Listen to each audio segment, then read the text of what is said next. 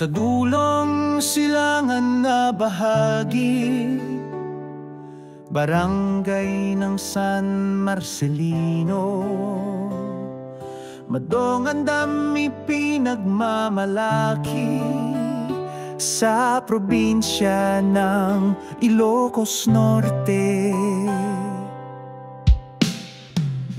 Ang dam na ito'y pang-irigasyon sa sakahan, opisyales na pag-isipan na gawing pasyalan, dinarayo ng mamamayan ginawang paliguan, dayuhan ay naengganyo ginawang bakasyonan.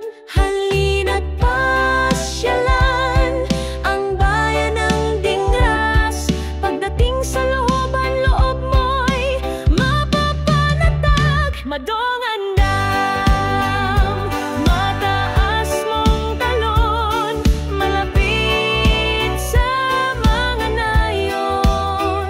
Sariwang tubig ay malinis at malamig, dinarayo sa tag-init, ganda mo ay malupit.